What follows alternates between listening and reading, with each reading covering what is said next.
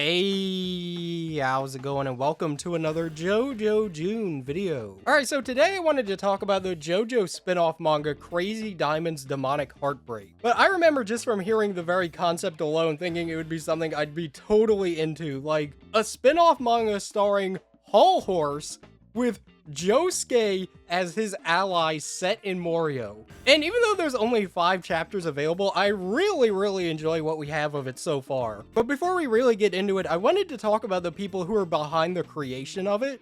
Since this is the first ever JoJo spin-off manga that is not, like, illustrated by Araki. Obviously, in the past, we've had a lot of stuff like Thus Spoke Kishibe Rohan and Dead Man's Questions, Rohan at the Louvre, Rohan Meets Gucci. There's a lot of Rohan stuff. But yeah, this is the first time that a JoJo spin-off manga has been illustrated by somebody other than the man himself, which is kind of surprising because, like, JoJo's has been running for 35 years, right? So you would have assumed that, like, at some point somebody would have gotten the go-ahead to just make a JoJo spin-off manga, but no, this is the first of its kind, and it's actually created by a duo of people.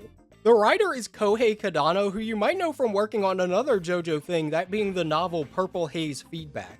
I've been saying I'm going to read Purple Haze Feedback for like 8 years now, but I'll get around to it eventually, I swear. And the art is done by Tasuku Karasuma, and although I'm not super familiar with his work, he's been around since 2006, and his most well-known work is No Guns Life, which ran from 2014 to 2021. And naturally, since the art isn't done by Araki, that's definitely one of the most standout things about this manga is the art style. Karasuma's art style is definitely a lot more like rugged compared to Araki's, which you can especially see with a lot of the male characters he draws. Like, dude, Hol Horse looks like a whole-ass dilf, right? Like, he perfectly nails the look of an older, more experienced Hol Horse. And I think he also does a great job with all the expressions. Like, it's just really fun to watch Josuke and Hol Horse make all these weird, fucked up looking faces. And I think these two characters in particular work really well with his art style because these are two pretty expressive characters, right? Hol Horse and Josuke both emote a lot. Like, it's a real sight to behold whenever Josuke gets pissed about his hair. And beyond just the male characters, Karasuma is really good at drawing girls. Like,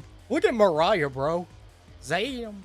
So yeah, the art's great, and I think I also really like how it kind of contrasts Araki's art, and it definitely makes this spin-off feel like its own thing, right? Even though it's using concepts and characters from JoJo's Bizarre Adventure, it's unmistakably like, this is Crazy Diamond's Demonic Heartbreak.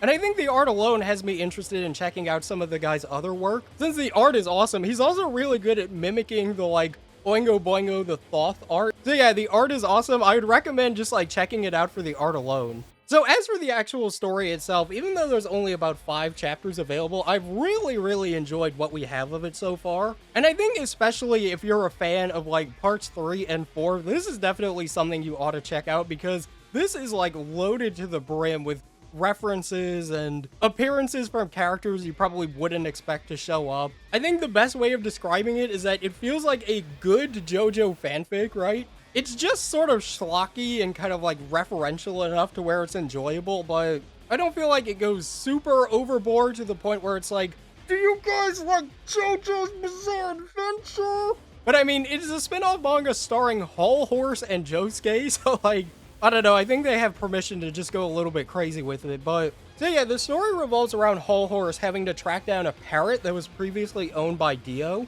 Like, that parrot and pet shop were both trained by the same guy, which means that the parrot is also a stand user. And throughout the first chapter, we get a lot of callbacks to, like, the Egypt arc of Stardust Crusaders. Like, this is the most crazy shit of the entire manga. Mariah, this absolute bombshell babe, got married to Kenny G.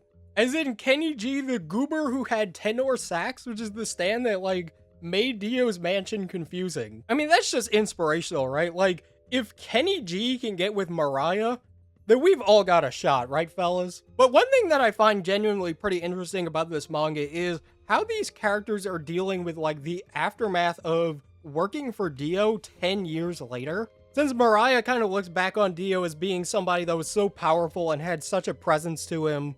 Meanwhile, Hol Horse has, like, nightmares about him. Like, Hol Horse deadass basically has PTSD when it comes to his experiences with Dio. And so I think that's pretty interesting, just seeing these, like, random schmuck characters like Mariah, for example, who was only involved in one fight, and kind of seeing how she was affected forever by her experience with Dio. Boingo and Thoth are playing a pretty big role in this story, and Hol Horse ends up learning from Thoth that the parrot is in where else but Morio. God, just what a fun concept, right? Like, Hol Horse is going to Morio.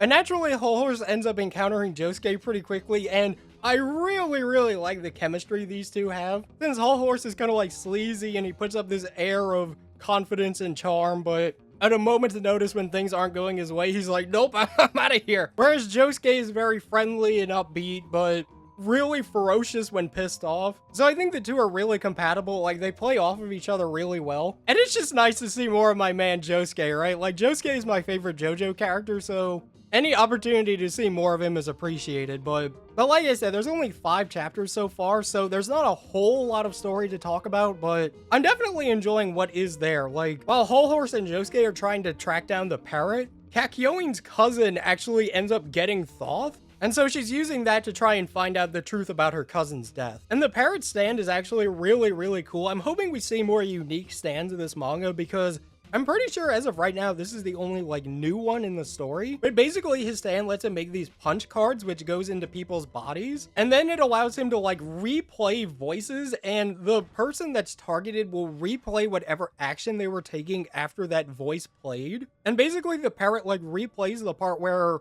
Dio was talking to Hol Horse and Dio was just sitting down reading a book. And he's like, Hol Horse, go kill the Joestars. And Hol Horse nearly blows his fucking brains out. Well, the parrot replays that, and so it makes Hol Horse like almost shoot a guy. So yeah, really creative, cool stand. I'm hoping to see more of it. And in general, I'm looking forward to seeing more of Crazy Diamond's Demonic Heartbreak. Like, it's a lot of fun so far. Just seeing Hol Horse and Josuke in Morio. The art's great. It's a lot of fun, especially if you like parts 3 and 4. And I think it's also a really good, like, way to kind of fill the JoJo hole in your heart since JoJolion hasn't been running for a while. So if you're looking to get your JoJo fix, like, this is definitely something to check out. It's absolutely something I'm going to be keeping up with monthly going forward, so yeah, check it out. It's pretty good. But yeah, that has been the video. Thank you all so much for watching, and especially a big thank you to my channel members. But yeah, I'll see you guys next time.